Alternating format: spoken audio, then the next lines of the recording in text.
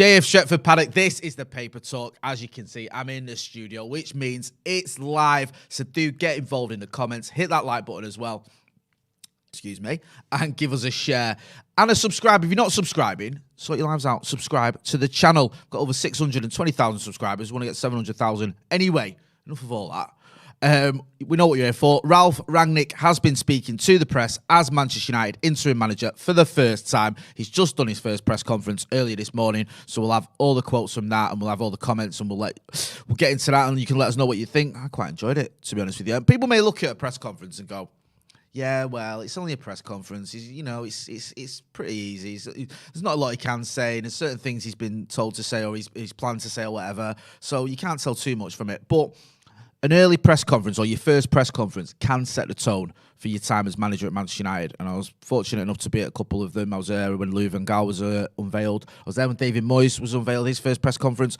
And the thing with David Moyes' first press conference, he did seem like a rabbit in headlights. He did. He did look like, what am I doing here? How have I got this job? What is going on? Ralf Rangnick did not seem like that today. He seemed confident. He seemed assured. He seemed sort of to the point as well. He wasn't messing about, or not messing about. He wasn't vague. He seemed to know what he wanted to say, and he said it very well.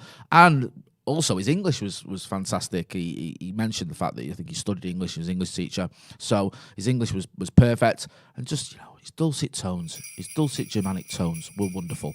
There's a thing there on the screen, as you can see, 12 Days of Paddock. Get involved in that. If you join as a member, you'll have the opportunity to win a host of prizes, including the PlayStation 5.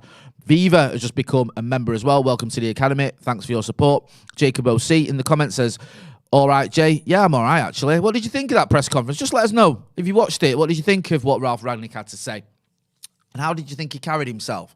Do you think he had the air of a Manchester United manager?" You can look the part, you can sound the part, but the real sort of proof of the pudding is when we get to the first game against Crystal Palace, because, if you lose that one, people are going to go, what's going on here? But he certainly said the right things for me. Jacob OC says he studied in Sussex for a while, I think. I will get into some of the comments that Ralf Rangnick's given us. Speaking on sort of implementing his ideas, he said it will be difficult to sort of implement his ideas in a short space of time, but he wants to help the team get a feeling of how we can control the game. A big thing about Rangnick is this style and this sort of, I don't like using the word philosophy, because it feels very sort of Louis van Gaal-esque, doesn't it? But he does have a certain way he likes to press, the old Gengen pressing, is where we've been told, aren't we, the godfather of that, apparently.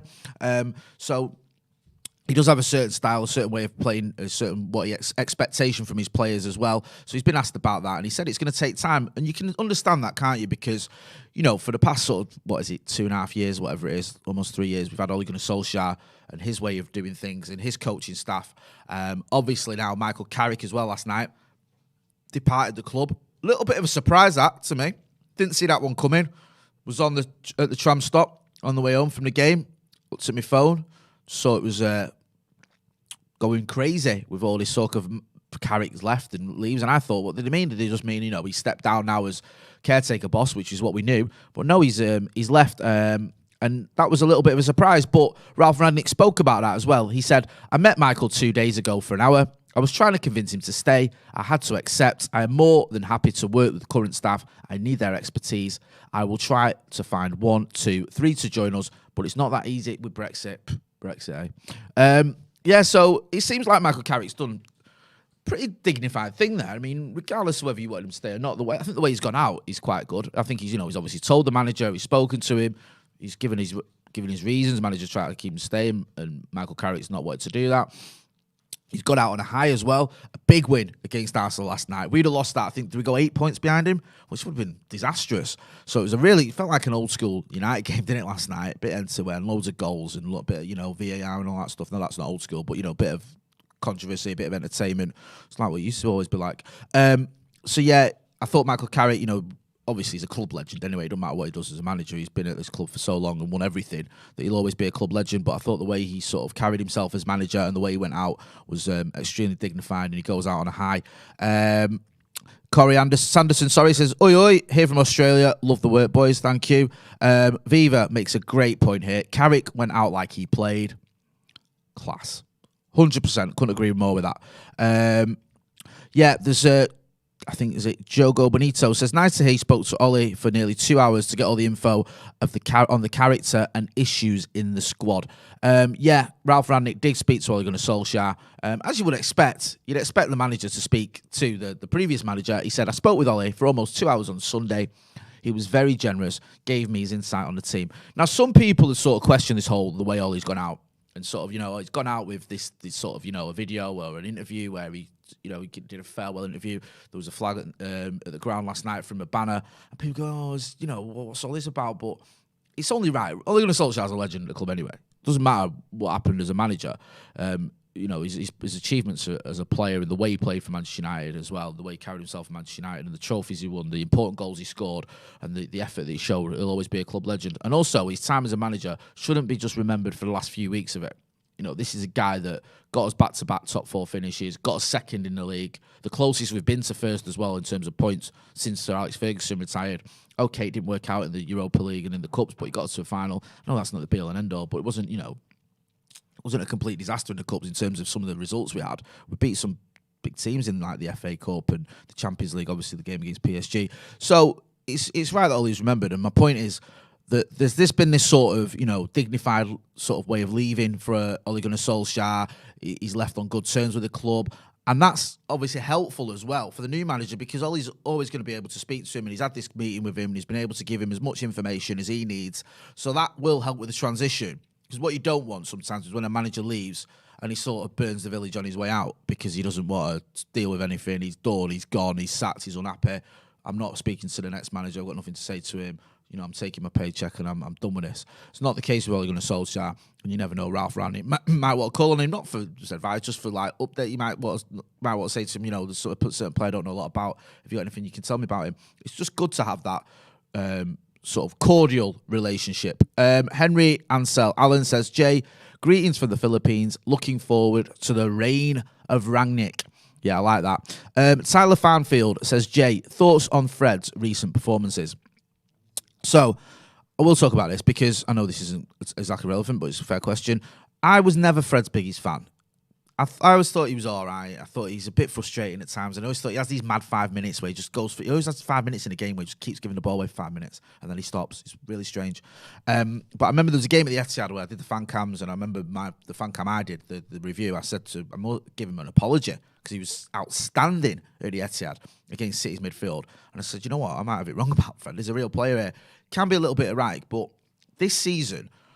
When the games have been going against us, the results have been poor, and I look at like the games against Liverpool and City, one thing I've noticed with Fred is he's one of the few players who's up for it.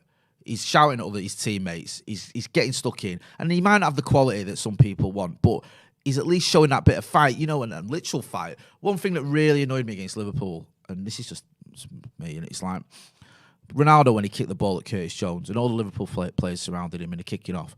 There's only Fred and Bruno who got involved. And that disappointed me because I think this is Liverpool at Old Trafford and you're letting them bully us. You're letting them all pile onto the goat and none of you are getting involved. None of the other players did. Fred was right front and centre. He's always like that as well. You remember when Rashford took his penalty against Paris Saint-Germain, everyone was trying to get him.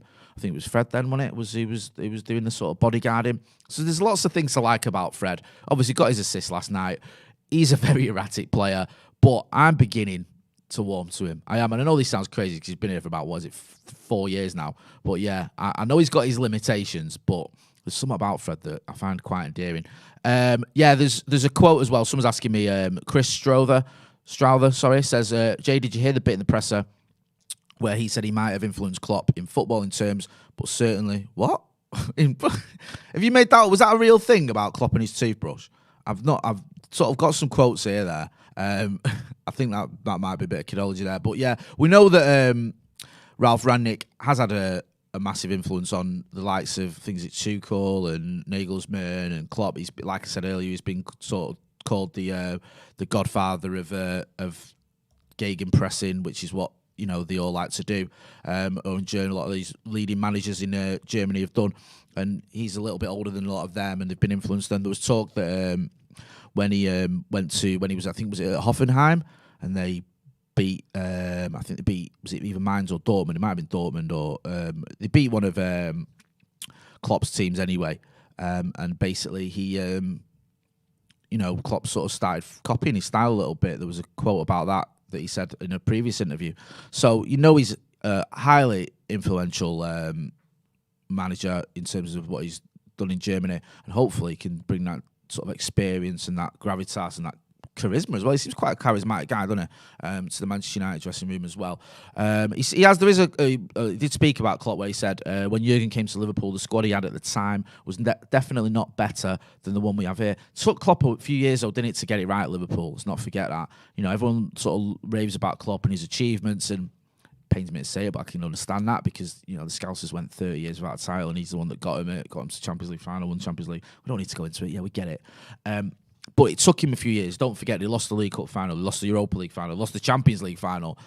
At one point, I remember, none of them liked to admit this, but I'm speaking to Liverpool fans who were questioning him a few years ago, saying, I don't know if he's cracked up to be.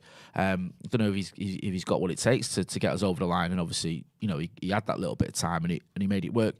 Now, Rangnick hasn't got that amount of time. He's not going to have the 3 or 4 years, whatever, that Klopp had to get it right. He's got 6 months now, basically, and then as a consultancy role.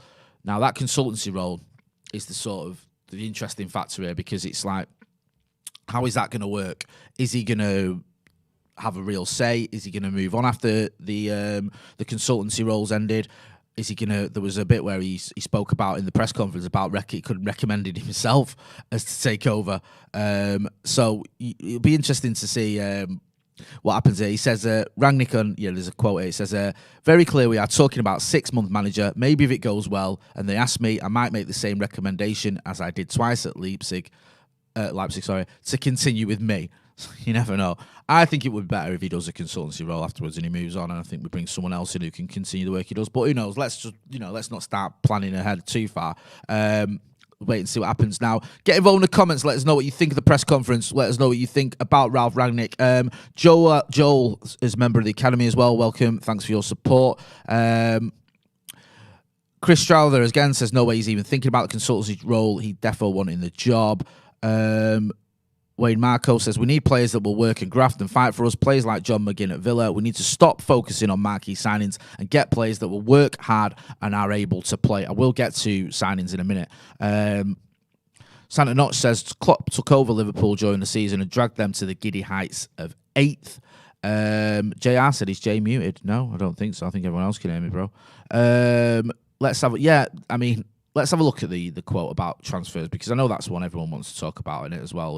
This sort of idea that what's going to happen in January. He's asked about a reported £10 million bonus to sign Haaland, and he made a bit of a joke and pretended to look through his contracts, and he said, this is nonsense.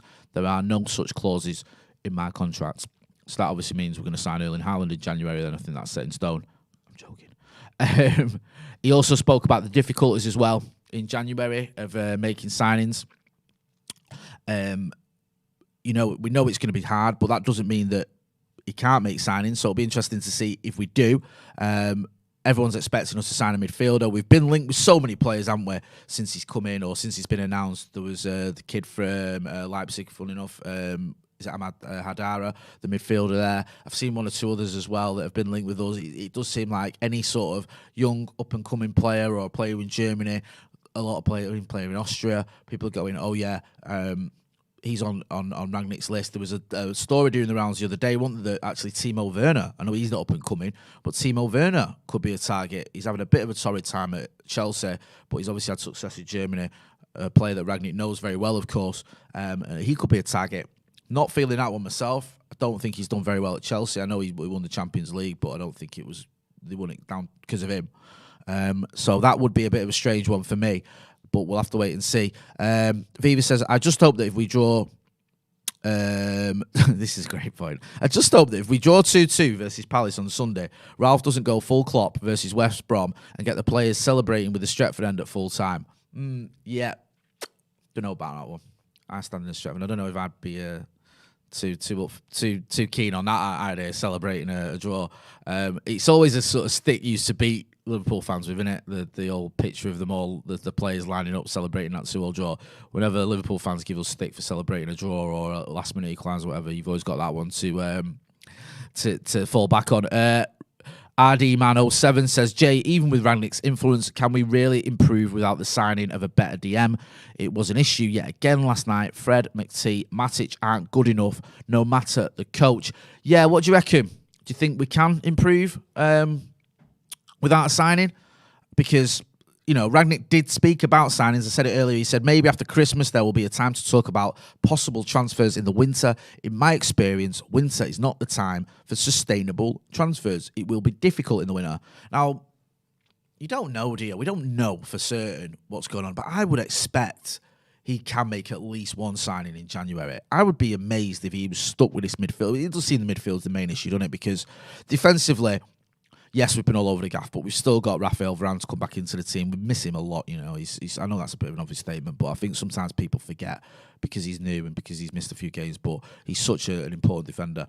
There's been issues with form of Luke Shaw, Aaron Wan-Bissaka as well. He's not exactly set the world alight this season. So he's got a few things to sort out there defensively, but I don't know if he's going to be able to sign anyone. We know Ole Gunnar Solskjaer wanted to sign Kieran Trippier. That was a target. We had Henry Winter on the channel. I think it was the week before last, or it might have been last week, actually. And he was saying that, you know, Kieran Trippier, we knew that anyway, was a target for Ole Gunnar Solskjaer, but he got priced out of it. I think at one point it looked like the deal could be done for 10 million, which is pretty reasonable. And then the next thing you know, it's 40 million. And then when you sign Sancho, Varane, and you bring in Ronaldo, that was never going to happen. But that was a play that Ole wanted, not just because apparently, you know, he didn't want him just because of these attacking prowess as an attacking fullback, but also he's got leadership qualities, and we're lacking a little bit of that, aren't we, in defence? At times it does look like there isn't someone who can sort of, you know, rally the troops, as it were, and it's a stick that's often used to beat Harry Maguire with. I know he's the captain. People say, you know, he should be a little bit more influential, a bit more vocal at the back. I think he can be, but I think this season he hasn't been his usual self, and I think that can be said. The same can be said for a few players. Alan Chaplin says Delo played well yesterday. He might get him playing. Yeah, on Wan-Bissaka front. I thought Delo did well yesterday against Villarreal at Old Trafford. I thought Delo was awful, and I was, you know, I liked the old goal Delo, but I thought he had a really bad game, and I was really worried about him because, you know, it was one of those games where every time the attacker, the wing was running at him, he looked lost, but he got through that, and last night was a much better performance. Him and Sellers, I thought, did well. Abhishek says, Jay, the media are going to build him up and then chop him down. Listen, that might be the case. They might go for him. They might build him up. They might try and criticise him, whatever. But one thing I think you can see with him, he's got that experience. He doesn't seem to be the type of manager that would be rattled too easily. And I think that's maybe something that United looked at and went, okay, we need like a calming influence, someone with experience, someone who can handle the pressures of being Manchester United manager, someone who can bring in his own style. Someone also, you've got to remember that handling the press, handling the media is a big part of being Manchester United manager. I mentioned David Moyes earlier, and I spoke to a few people that I know who worked at the club and dealt with him, and he just said, I don't think he ever fully got his head around just how big the job at United is and how important the media is to it. How important, you know, getting that side of things right is. I think there were stories one day where he went, he was on pre-season, or he went somewhere where he'd taken Everton on the beach or something, and then like he went there with United, and they'd gone there with Everton, and it had been all right. When he went with United, they were just mobbed, and he was surprised at that because he just didn't sort of understand that, you know, with United, everything is just amplified. Everyone says, you know, you put United in your headline, you're going to get more clicks. It's the most spoken about club in the world. It's the biggest club in the world, one of the biggest clubs in the world anyway. And the media side of thing is vital. Kazuki Shimojima says, Jay, do you think we'll sell any players in January? I think we should do, yeah. I think we will do. I think look at certain players, you know, I know the World Cup's not in the summer, it's in the winter, but there's some players that are going to want game time to get back into their national teams. Now, there's a few players who sort of fall into that bracket. You look at maybe Donny van der Beek, maybe Anthony Martial, maybe Jesse Lingard. They've not had a lot of games, have they? Ralf Rangnick may come in and he may make Donny van der Beek and Jesse Lingard and Anthony Martial part of his team. They might be first teamers, but I'm doubtful. And if they're not, they may look at it and go, listen, I'm going to miss out on the World Cup here. Anthony Martial already missed out one, didn't he? He looked like he was going to go to the World Cup with France in 2018. We brought in Alexis Sanchez. He gets dropped. and he doesn't make the squad, and that would have been a medal for him, even if he was just sat on the bench. He could have got a medal, but that didn't happen for him. You look at Donny van der Beek, he was a regular, wasn't he, for the Dutch side. Van Gaal comes in, he says, listen, you need to play football games to get in this side, and he stopped playing football games, he stopped getting in the side. So it's interesting to see. Robert Medina says Jesse and Donny could be crucial for Ralf Rangnick. Would make sense. I think that, they seem like the type of players that he would like. Trouble is, you've got so many players that would benefit or will look like they would benefit from Ralf Rangnick's style and fit into his team, that if you do the maths, there's still not enough places for me. I think there's a lot of players that United have got that you think, okay, they could play well for Ralf Rangnick. You look at Jesse, you look at Donny van der Beek, Jadon Sancho, I think he could benefit. Even Marcus, Mason Greenwood.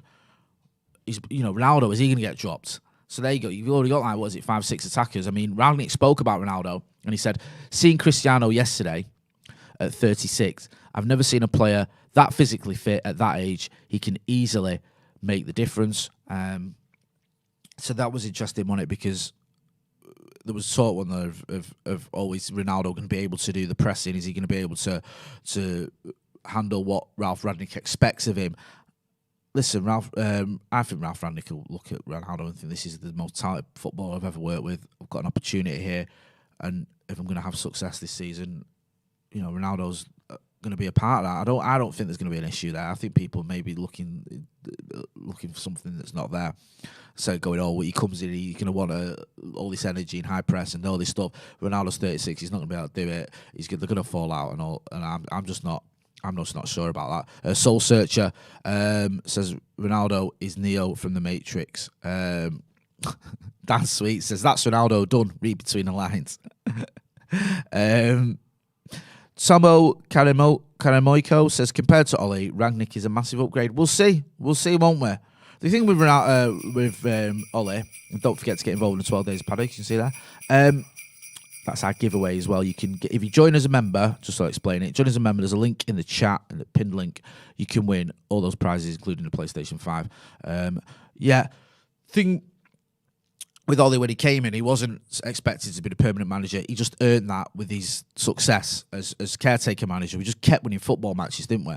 And, we had some big results. We beat the likes of Arsenal, Chelsea, Paris Saint-Germain, of course. Well, on that amazing record-breaking run, and then it was like, okay, let's give him the job. The only thing that didn't make sense to me is we gave him the job after he lost 2 games. But Ollie had some success in Norway. He had, back-to-back titles. A bit different with Ralf Rangnick. He's not won titles, but he's won.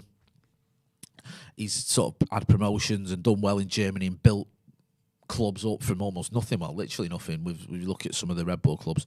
So he's got that sort of different experience. And some of the players he's worked with some of the great players in Germany over the last sort of 10 years, 20 years, whatever. He's sniffed out a few bargains as well. There was a list once of all the players that he's bought for peanuts, likes of Upamecano, likes of Sadio Mane, likes of Erling Haaland.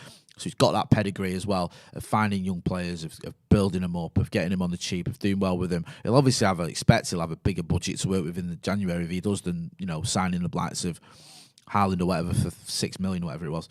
So we'll have to wait and see if he can bring that experience, bring that knowledge, bring that sort of those connections that he's got into signing anyone in January. And also on the coaching side of things, just getting the best out of his team, because that's a big part of what he's got to do. He's got a team there full of internationals, full of expensive players, full of players that are very good. Let's not forget that. You have got some absolute class players at Manchester United. Likes of Bruno, likes of Pogba, likes of Marcus, likes of Cristiano Ronaldo, of course, likes of Mason Greenwood. These are top tier players, so it's not like he's coming into a side that's just full of dross. I think the results have sort of altered the perception of a lot of these players recently, but I don't think that. I don't think that's the case. Skaven Soldier says, hearing a presser from a top lad like Ralf after quite a bit of years felt enlightening, mate. Manchester Dan says, morning, Jay. Morning, mate. Paul Adozi says, I hope that Rangnick will get these wheels oiled and working again. A great run of games, and all the other teams will be scared of United again. Yeah, we have got a run of games now, starting with Palace on Sunday, I think it is, isn't it? Where you could go on a bit of a run. It's almost like the bottom 10 teams we've got over the next 10 games or something like that anyway. So it does feel like this is an opportunity for United to pick up a lot of points, him to get a good run going, and also get the players on board and the fans on board as well. Manny Jarvis says, morning Jay, can't wait for Ralph's style, to be honest.